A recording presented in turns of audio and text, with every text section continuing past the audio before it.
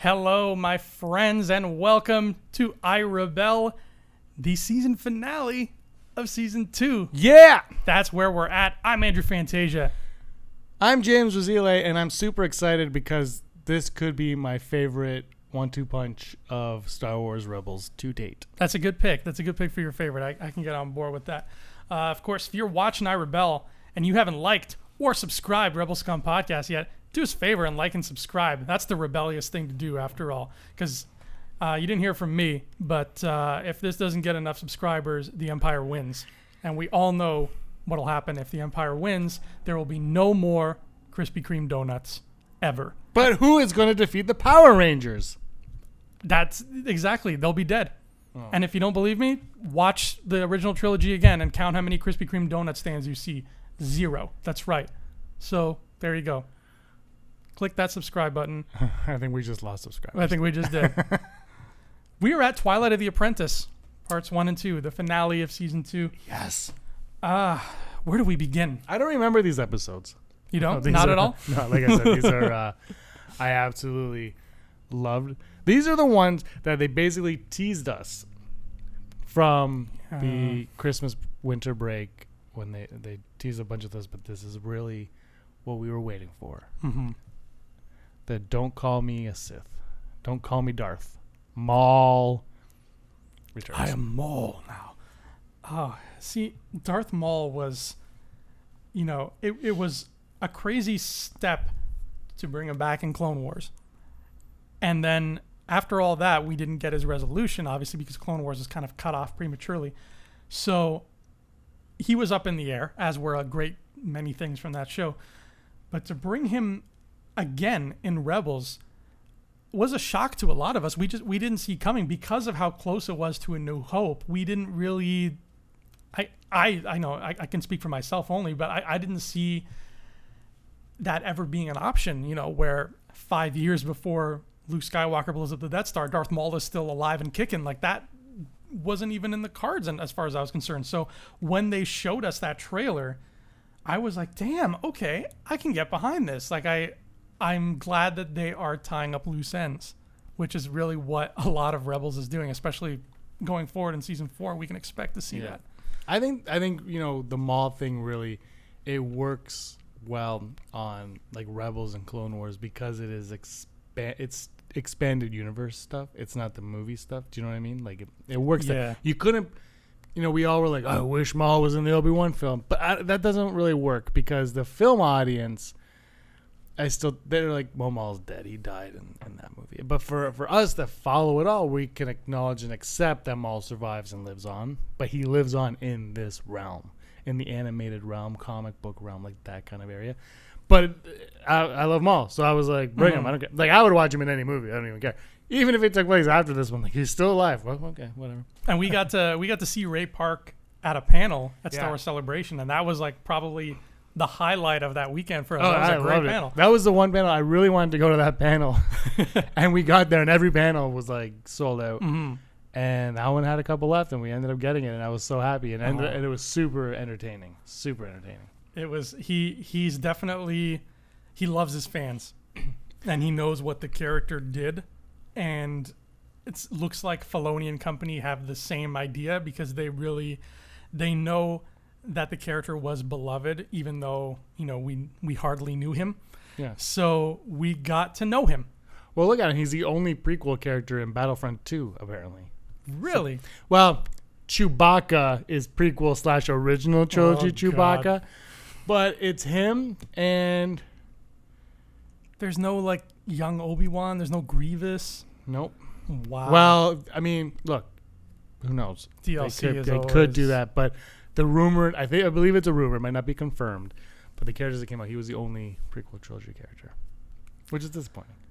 If Blockbuster was still around, man, I would rent that game when it came out and beat the story and then send it back and not have to pay $90. Buying it. I just played Battlefront with Aaron the other day, and we beat a level on hard without dying. Woo! We tried really hard. That's not that's not easy to do. No, to some people it's very easy. Well, by the way, Side Akbar. I don't know if you saw this. I saw this on Rebels Transmission on Facebook. That's a Facebook group page. You need to get on that because I couldn't tag you. They showed a picture, because we talked about this last week's episode, Forces of Destiny. There is going to be an episode with Ahsoka and Anakin, cool haircut Anakin, in the Jedi Temple training room that we see in Rebels with the Inquisitor, the Jedi Inquisitor. It's the same. It looks like the same room. There's speculation that that's the same room, but I mean, it might just look the same. But yes, it is that room. Like that Matrix-looking dojo? Yes. Oh, wow. That's cool. Force of Destiny, is it going to be... I'm so confused about that show. Is it going to always be 3-minute clips on YouTube, or is it going to be like a 20-minute show? I believe I've heard there's going to be the full episodes. But I don't. You should have told me you were going to ask me that. Yeah. I actually don't know the answer. I'm fine with the 3-minute clips because my attention span is for like 2 minutes. So the 3-minute, I usually like, okay, end it. And then it ends like a minute after I say end it. So I'm pretty good with that. Mm-hmm. The 20 minutes was, I mean, I'll sit through it. It's Star Wars. I'm going to do it. But the Anakin's haircut needs to go. They need to figure that out now. But yeah, I don't know. If you guys know, subscribe right down there. Yes, and tell us. Please.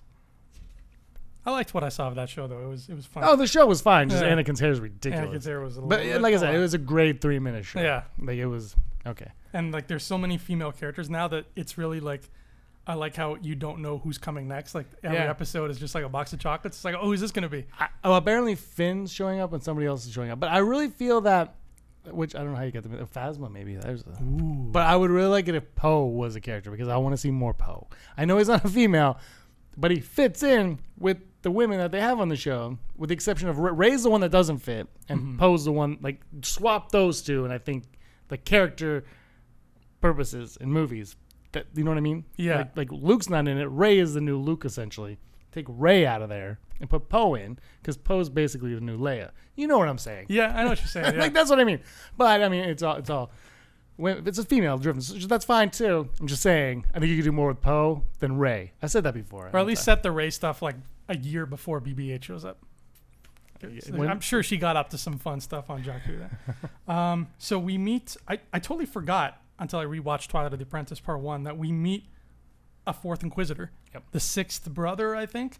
He doesn't really contribute much. He's not much of a threat. But he exists. We saw another one. The only other one that we ever see is in the Ahsoka book. So the Inquisitors are still, like I've said before on the show, they're up in the air, and they will make perfect bosses for a video game with a story. So get on that. That could be your Obi-Wan movie. He could be being hunted down by an Inquisitor at some point. Yeah, it doesn't have to be the entire movie. Just put it. I think there's your lightsaber fight right there. You don't need Vader in that movie. I know everyone wants Vader in that movie, and it kind of makes sense that he could be in it. But an Inquisitor would give you a brand new villain that could look amazing. Like the original Inquisitor, the Grand Inquisitor. Yeah. Looks amazing. Yeah, he's cool. Best looking of all the Inquisitors, I think, by far. You could do that in a film. Make a sick looking Inquisitor. How do you know Obi-Wan Kenobi? I would watch it and be okay with it. And then you could toy him whatever, and Vader could be like, go hunt him down. But how many times are you going to, like, if Vader shows up in Han Solo? Can you please play Vader in this movie? How many times are you going to throw Vader in a movie just I know, to put him yeah. in I hope he's not in Han Solo. But anyway, the Inquisitors are awesome. And it's cool that they brought in a fourth one, except the demise is a little...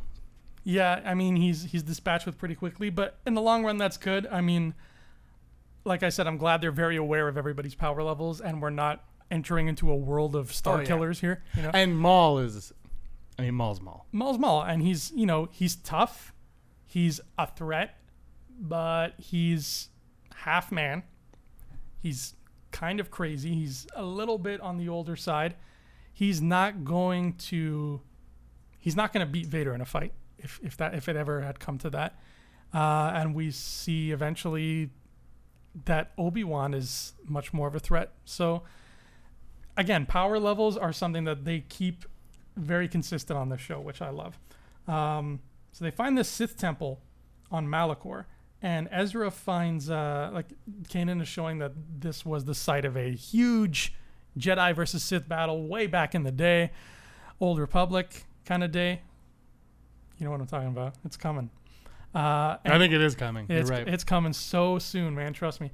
And then Ezra picks up that old school crossguard lightsaber, and it's green. Did you want a toy of that when he turned that on?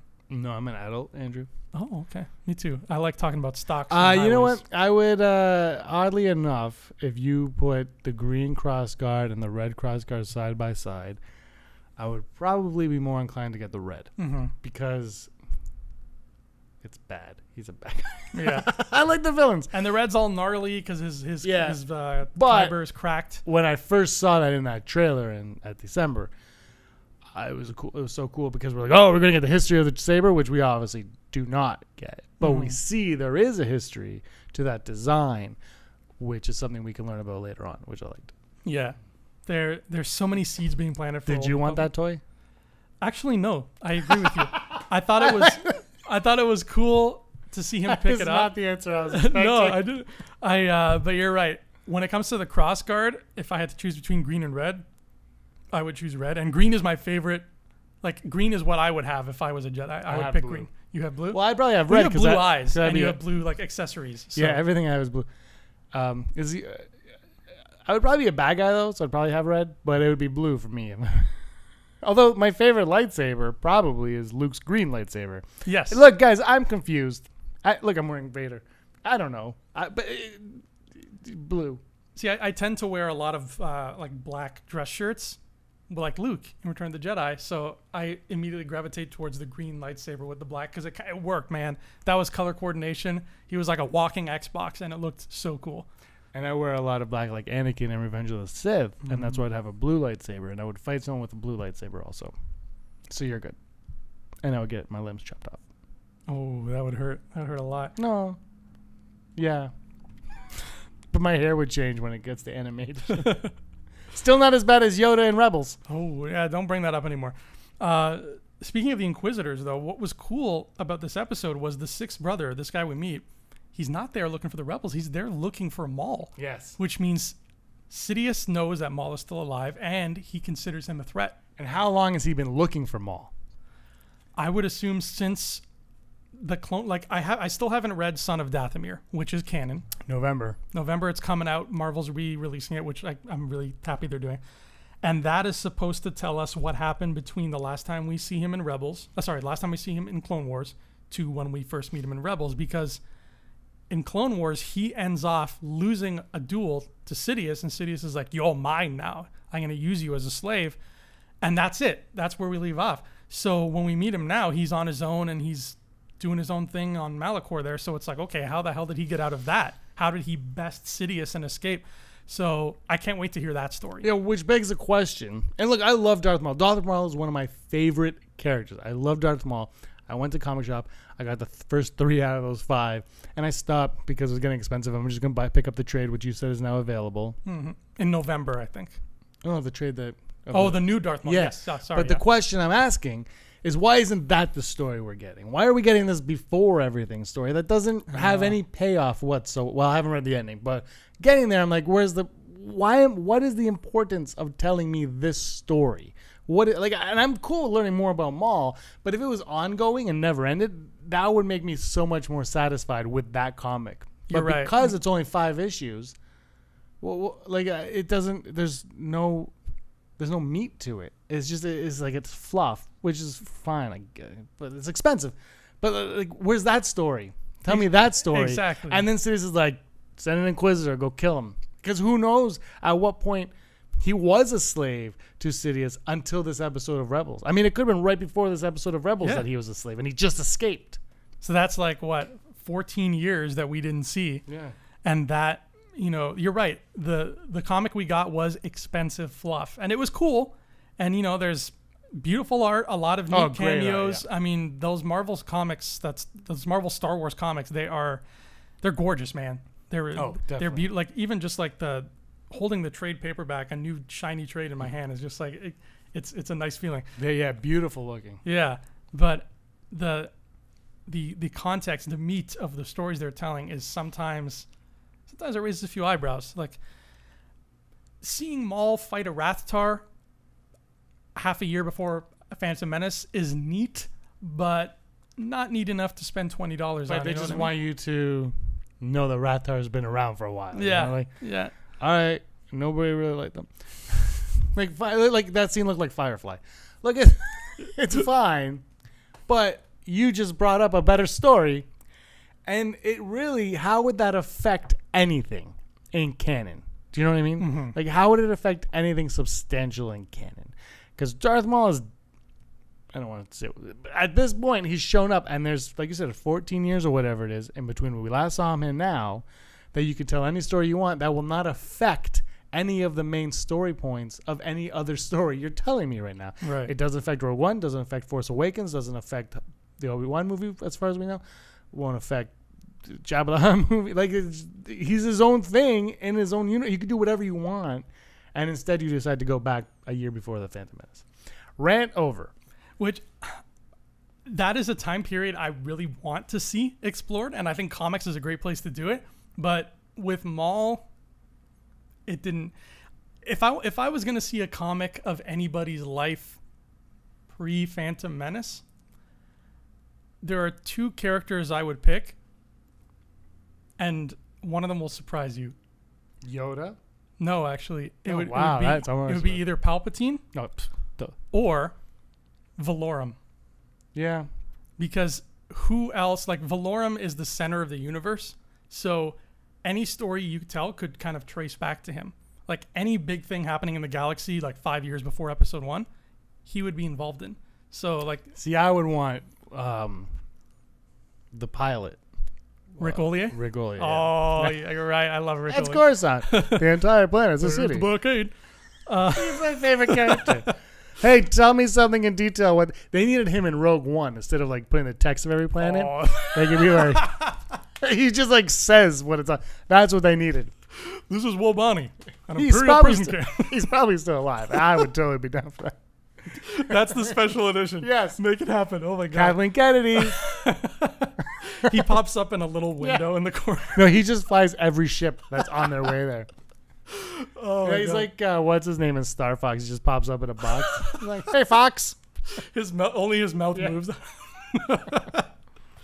You know what scene I want to see? Because there's an Inquisitor going after Maul. I want to see that scene where, because Anakin never had the pleasure of meeting Darth Maul. He might have seen him in that hangar for like a second, but he never had the pleasure. So I want to see the part where Sidious is talking to Vader, and it's like a girlfriend telling her boyfriend about her ex. He's like, I used to have this guy named Maul hanging around, and he was a real ass, and I didn't like him, and he was my slave, and he got away. And Vader's like, oh, I hate him too now. I hate him too. What a jerk. I can't believe he treated you that way. And like, I hate sand and Maul. sending the Inquisitors after him. I feel like that was Vader. Like, we'll show him to mess with the Emperor. Do you think, like, could Maul have his own film? Live action film? Nah, I don't want it. I didn't say do you want it. Could he have one? No. I think that whole escaping being a slave thing is probably the only thing you can make out of a film with him at this point. And they did that with, I don't know if you've seen Gladiator, Ben-Hur. Yeah. Basically, but you're telling a villain story. Mm-hmm. I don't know. No, he doesn't talk enough. Yeah, it would be. I mean, he talks a lot in Rebels, but in the movie, he doesn't talk enough. And now the tick is his voice, so it doesn't really work. And he's just not he's cool. People like him and he's cool, but he's not a likable guy, if that makes sense. Like, I would debate that. I think I would probably get a burger with him. you get a burger with Maul? Yeah. It would be the last burger you ever eat. Probably chop. Would you get it at Dexter's Diner? Oh, yeah, for sure. Oh, buddy, what do you know? But then, of course, let's get to the meat of this episode. Is that Ahsoka finally tries a burrito from Dexter's Diner? Well, you're and missing she the one loves it. thing with Kanan right before that. Yeah, Kanan gets into a fight with Mr. Darth Maul, and it doesn't end well for Kanan. No, this really was I think this is actually a bold move on the road. I think this is the boldest move they've made in 2 seasons. Absolutely. It's probably one of the harshest things we've ever seen a lightsaber do. Yeah. Period. Because, cutting off an arm that's cauterized the moment you cut it is neat to look at, but it doesn't really, to a little kid, those consequences don't really resonate. Whereas slicing this man's corneas with your lightsaber, that not only resonates because he's blind now forever, but just seeing that makes you wince. Like, you feel that it hurts when people's arms get chopped off. You don't really feel that it hurts. You don't really feel the pain. Even when Luke is like, ah, it's so clean and cauterized and like bloodless and just quick and swift that the pain doesn't really translate. But when you mess with eyes, you feel that. I don't know. It's just, eyes are sensitive things. And when I see, like, there was that moment in that Saw movie where a guy had to, you know, I couldn't handle that. So when it comes to Kanan being blinded by a lightsaber, I felt that pain. For the first time ever, I felt like the burn of a lightsaber through the story. And in 6 movies and 2.5 cartoons, I had never felt that. So you're right. It was a big step that they took. And it paid off. Yeah, and, you know, Fulcrum being Ahsoka was the big twist in the end of season 1. And I say twist, I don't mean twist. I mean, it was the game changer at the end of season 1. And now the game changer is Kanan being blind at the end of season 2. Mm-hmm. And then this leads into Ahsoka Tano. She's back. She's ready to face her master. I'm Lord Vader.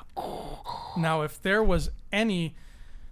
See, the thing, like we've said how Rebels is tying up loose ends that Clone Wars didn't get to tie up. But the thing about this loose end is that this was something that we have been expecting closure on literally since the first moment of that first Clone Wars movie, when they said, Anakin, we're assigning you a Padawan learner. From that moment, which was, 2008? So 9 years ago, every single human being who watched that was thinking, what the hell is going to happen to this girl? And come this episode, we get a taste.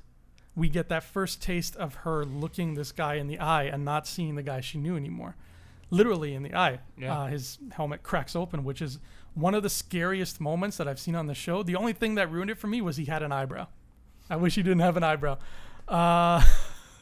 Lava burns, kids. Do you think, and maybe I'm jumping ahead here, so don't answer it if I am, that the finale of this fight was a bit of a cop-out?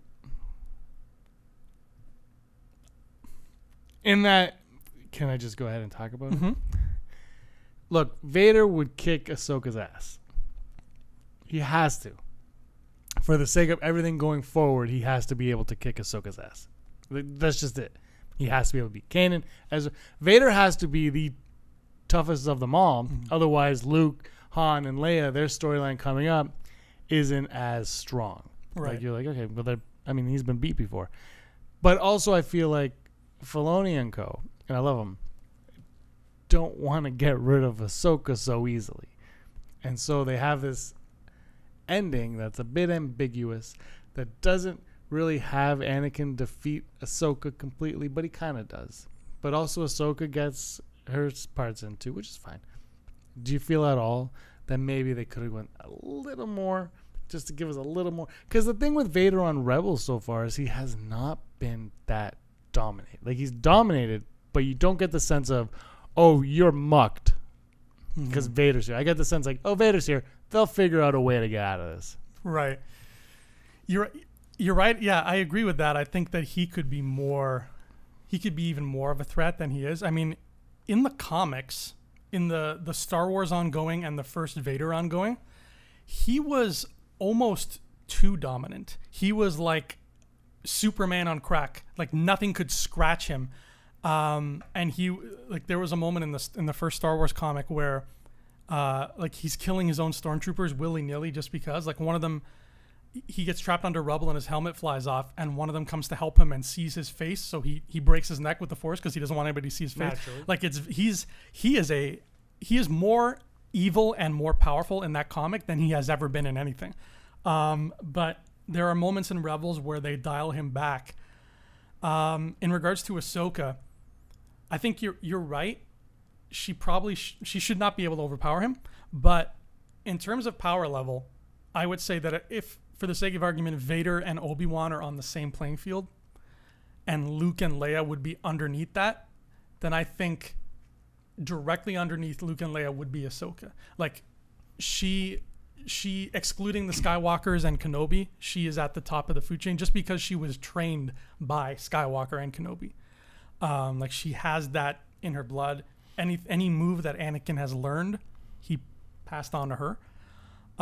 So while I still agree that she should not be that powerful, because you're right, it undermines Luke and Leia, if anybody is going to stand a chance with Vader, whose last name is not Skywalker or Kenobi, I would put my money on her. No, and that's fine. I'm just saying the ending of this is so ambiguous. Yes. That's what I mean. It's like, do you think that was the moment where you're like you were there, and then they didn't want to take that final step. Yeah. It was almost like they got cold feet at the last. They're like, yeah, leave it open. Like, if she's still alive, how do you finish her story now? Like, you had an opportunity to finish her story. Do you think it was cold feet, or do you think it was we don't really know what to do with her? Oh, I think it was more that. But, yeah, whatever. I'll say cold feet for the podcast. But, you know, like, they had an opportunity to end her. And she could have even taken, like, put herself in front of Vader to save Kanan and Ezra in a lot. Like, she could have. And then you're like, oh, she's even a better character. But now, if she survives, which I think she's going, like, everyone's assuming she is, and she pops up in the series finale of Rebels, or she's, you know, she shows up right before Rogue One, or she's in Rogue One, or she's on Scarif for, like, how do you get rid of her in a satisfactory way? Because I've said this before, I do not want Ahsoka alive and well out there by the time Return of the Jedi comes around. If you kill her off in Empire Strikes Back, that's fine, but tell me why. Like, you know what I mean? Like, I want her gone by the time Return of the Jedi comes. Yeah, I agree. And I don't want her to only show up in the season 4 finale and then die there. I'll just feel like they're like just, Yoda. Yeah. I've been injured for a year since we met in the temple. Like, give her like 4 or 5 episodes. Give her some time to like chill out with the homies on the Ghost, and then, you know, make her departure that much more, you know, give us time with her so we feel the vacuum of her demise, you know, so we see that empty chair. That's the thing. Now you have to bring her back just to kill her. If you're going to, just to kill her off. Exactly. Like, you have to bring her back and do that. So we'll see what happens. I know. I hope she shows up soon. I don't think she's in the first 6 episodes. Given that we got those titles and there's a lot of 2-parters, I think there's 4 of them, or 1, 2, 1, like part 1, part 2, part 1, part 2. So I don't think she's going to show up right away. If she does, it'll be towards the middle or the end, I think. I could be completely wrong because I have not seen them because, well, I've seen the first episode. That's right, we have. Good episode. Of season 4. Don't know if it's my favorite. But yeah, some people will love it, I think. I think you and I stand on the same spot of this episode, I think. Yeah, I mean, I enjoyed it. It was enjoyable, but it wasn't. Yeah, it didn't make me say like, oh my god, this is the best episode ever. Yeah, which we're gonna be going on to soon. It's coming. And we saw a Sith pyramid, which was cool, and I hope we see some in The Last Jedi. I hope we see some ancient something in The Last Jedi, some tombs, some relics. There was an evil voice coming out of the top of the pyramid, which I feel like is more important than we're giving it credit for. Could that be Revan? It was female, so it could, like, my Revan was female. So the thing about Revan... Well, they could do anything they want. Yeah, they could do anything they want with Revan, but I don't want Revan in... Like, I don't want a story in canon with Revan in it because of how malleable Revan was. Like, my Revan was a dark-haired black female with a really good sense of humor, and chances are that's not what Revan's going to be if they make a Revan character in canon. I think, yeah. So, like, I just think that the idea of a character who is a complete blank slate for you to throw paint at is beautiful for a video game, but to translate that to a story would be foolish because you're only giving us one person's Revan, maybe. Everybody else is going to just be sitting there, you know, watching and thinking #not my Revan, and you're going to displease 98% of your audience. So I would avoid Revan like the plague if I was Lucasfilm. But I do think that the voice we heard, she is one of the ancient Sith that we maybe hear about in Knights of the Old Republic. But that was Twilight of the Apprentice. Love them. Parts 1 and 2. That was the finale. Old Master. And we got a surprise for you. We're going to roll right into season 3 right now. Oh, what? Hey! and we do crazy stuff because we're rebels. Season 3, the premiere is called Steps into Shadow. Are you choking Krennic's aspirations? Is that No, what take you're it on ATST. Oh, okay. Let's do it together. Boom. Steps into Shadow parts 1 and 2. Good job, Jedi. We did That's it. how we roll. Like I said, I did some housekeeping last time. We are going to keep track of the new planets, and we're going to keep track in a much better way than I did before. We got 3 new planets in Steps into Shadow. We got Yarma, Naraka, and Baton. Yes, there is a planet called Baton. Toss it. And that brings us to 21 that Rebels has given us, which is cool. Like I sent you a message yesterday. The Tarkin book by James Luceno, if you haven't read it. You should.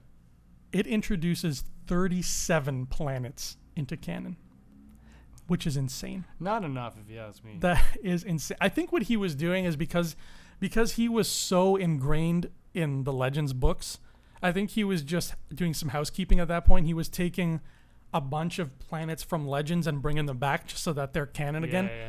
I hope that's what he's... Because otherwise, I was like, this guy went overboard, man. Like, Tarkin will have a conversation where he'll be like, where are the pirates? Well, Mr. Tarkin, we tracked them to either one of 29 planets, which I will list right now. First is the... And I'm just like, wow. Like, this man went overboard. But regardless, we're at 21 planets in Season 3.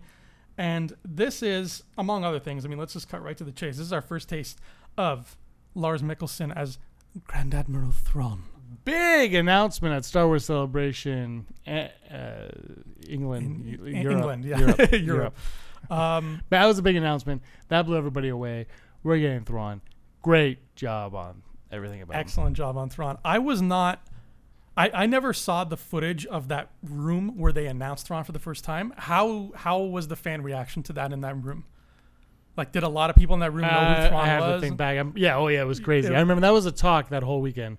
Because I wouldn't watch it live, but I'd go and I'd watch it. Oh yeah, people loved it. That was because Rogue One they screwed up, but I think they screwed up because of the reshoots. I think there was a lot of faux pas there, and that's why there's probably not going to be one next year.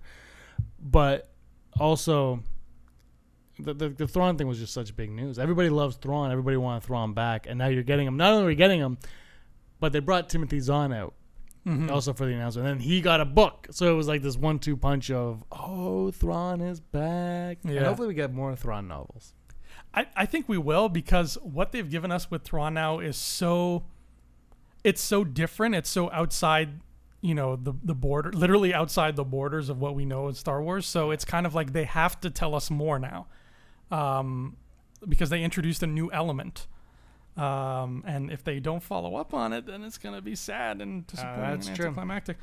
So the Rebels in this episode, they're trying to possibly score some Y-Wing fighters. So they recon on this facility to see if they can steal the fighters. And Ezra is using the Sith holocron to kind of push himself. And it's making him unstable, and he might end up endangering them, like the whole mission and the crew.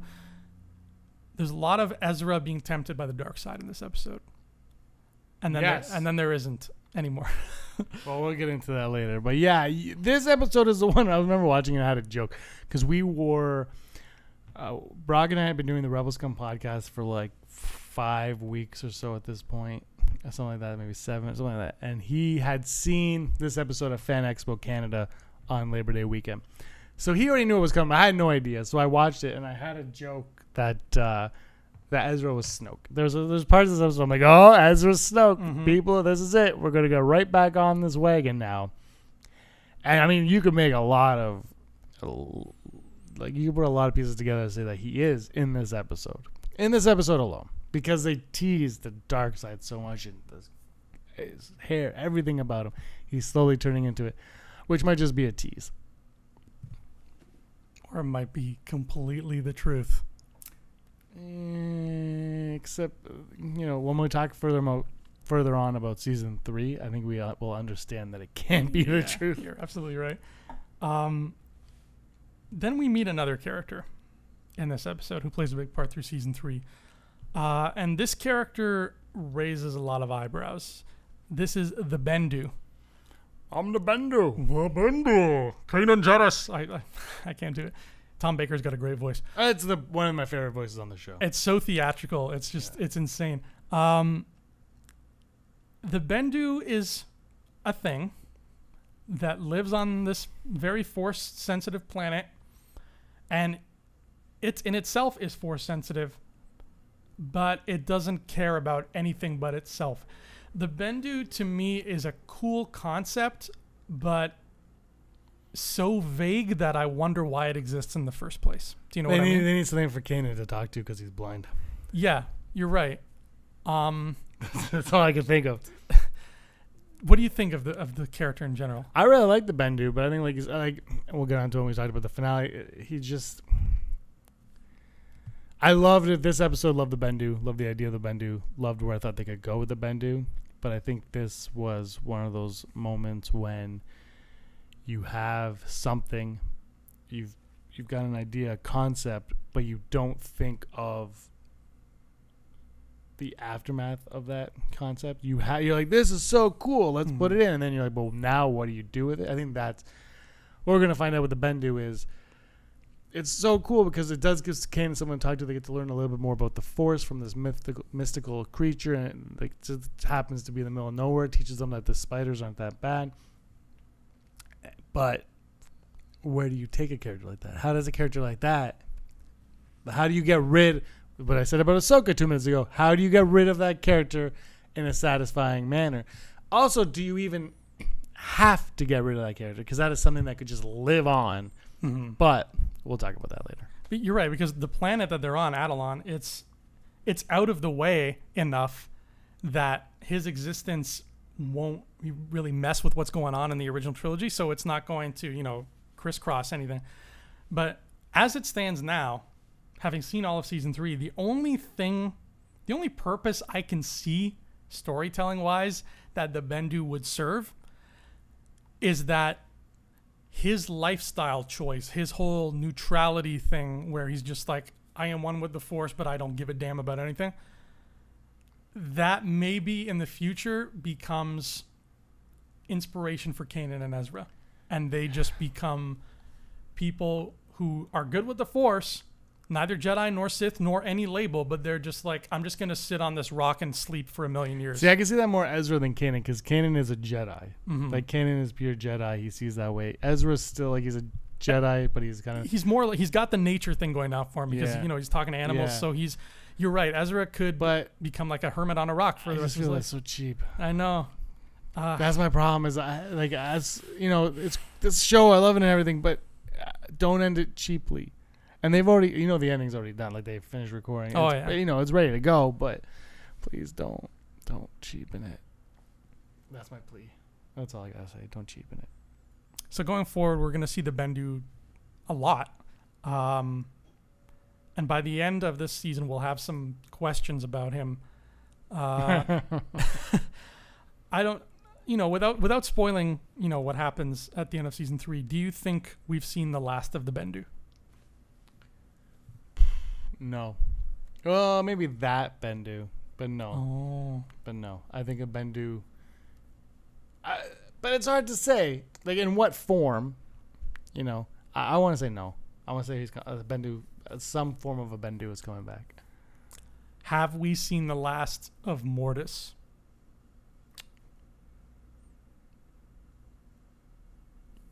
Yes. No. Yes, no. Full Brock. Full Brock. I hope no, only because I would love a little bit more insight as to what the hell was going on. I really would. But it's just gonna confuse you more. It's so, and I'm not really easily confused by vague ideas, but this one was given to us with such, I don't know, I can't describe what those episodes did for me, the Mortis episodes from Clone Wars, but they really, it felt like they were trying to tell me that there's something bigger going on, but apparently it's not big enough to be important, so we're never going to see it. So I don't know. It was odd.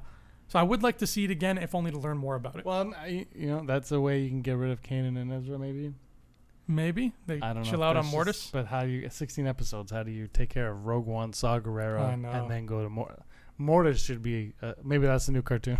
Oh God, I hope not. It's like it's so surreal. Yeah, it's like Oh god, what was that really weird cartoon from the 80s where it was just like psychedelic All of them? the time? All of them.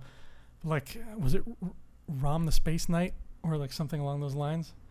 But it was just like heavy metal, but a cartoon, but like a kid's cartoon, like something like that. That's what I picture Mort as being. Rocket Robin Hood. Oh, I'm so glad you remember Rocket Robin Hood. So that's Steps into Shadows, parts 1 and 2.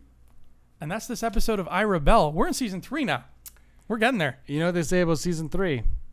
Once you go 3, you never go back. Is that what they say? No, we're almost at season 4. That's more correct.